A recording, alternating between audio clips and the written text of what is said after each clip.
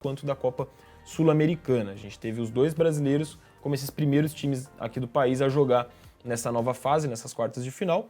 E aí o destaque fica pelas vitórias mesmo dos dois, vitórias curtas, magras, né, de 1-0. A vitória do Inter muito mais pomposa, apesar de 1-0, porque aconteceu lá na altitude. Já vou colocar para vocês aqui até um tweet que exemplifica isso, né? Como a vitória do Inter repercutiu nas redes sociais. Vocês veem aí essa página que faz brincadeiras, mas também publica algumas análises sérias. Esse time do Inter tá pegando uma casca na Libertadores. Eliminou o River, isso aconteceu na fase oitavas de final, e ganhou agora do Bolívar na altitude lá na Bolívia. É muito difícil vencer dos times bolivianos fora de casa, lá na Bolívia. E o Inter conseguiu isso por 1-0. É um jogo difícil, o Bolívar finalizou muito mais, mas o Inter conseguiu a vitória por 1-0, o gol do Éner Valencia ainda no começo do jogo. E soube segurar a pressão do Bolívar, então leva uma vantagem muito grande para o jogo de volta que acontece na semana que vem no Beira-Rio, em Porto Alegre. Vocês estão vendo aqui as partidas das quartas de final. Então o Inter começa aí essa fase com vitória fora de casa, vitória importantíssima, vitória grande do Inter. O Inter se classificou contra o River na outra fase, mas no jogo da Argentina tinha perdido, né? Foi buscar a virada lá no Beira-Rio. Dessa vez sai na frente fora de casa. Então um resultado importante aí do Internacional. Hoje a gente tem jogos do Palmeiras fora de casa lá na Colômbia contra o Deportivo Pereira e o confronto argentino entre Boca Juniors e Racing. Amanhã finaliza aí os jogos de ida das quartas de final com Fluminense e Olímpia no Rio de Janeiro.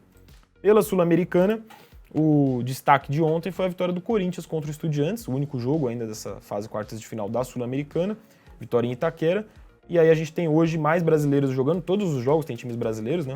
O Botafogo recebe o Defensa e Justiça no Rio de Janeiro e o São Paulo visita amanhã a LDU em Quito, no Equador. Amanhã a gente também tem o confronto de brasileiros, América e Fortaleza, tudo isso pela Copa Sul-Americana. Só que aí a gente tem, em específico nesse jogo do Corinthians, episódios que viralizaram fora de campo. Vocês têm esse caso aqui, compartilhado, né? As imagens são dessa página E Ultimão, que faz uma cobertura segmentada do Corinthians, de notícias do Corinthians. Essa página mostra os torcedores do Corinthians ao lado dos torcedores do Estudiantes na Neoquímica Arena, enquanto essa torcedora ao fundo denuncia para os policiais militares que faziam ali o trabalho de segurança entre as duas torcidas.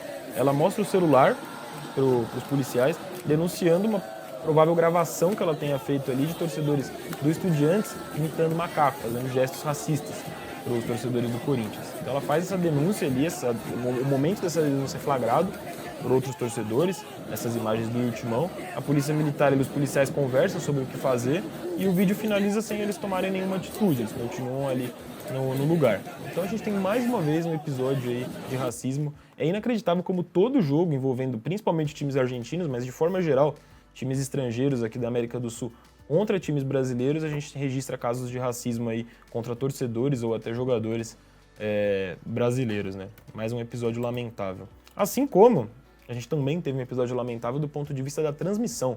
O SBT, na TV aberta, é o detentor dos direitos de transmissão da Copa Sul-Americana. E aí um comentarista, o Eros Prado, que é humorista também, e estava trabalhando como comentarista pelo grupo SBT ali na transmissão do jogo, ele fez uma piada completamente infeliz ao fim do jogo, dizendo o Gustavo Mosquito, que é o jogador do Corinthians, perdeu um gol ontem, mandou uma bola lá na lua, e uma bola que era para ter feito o gol. Mas isso gerou muita repercussão porque talvez tenha sido um dos principais lances do jogo. E ao fim do jogo, o Eros Prado, ao ser informado na transmissão que o Mosquito vinha de um período de superação em função da recente morte do pai dele, fez uma piada completamente infeliz, piada entre mil aspas, né? Um comentário completamente infeliz, falando que o Mosquito jogou a bola lá pro pai dele, uma parada assim, totalmente desrespeitoso. O Mosquito até desabafa na zona mista ali nas entrevistas depois do jogo, falando que não ia aceitar esse tipo de piada, de comentário.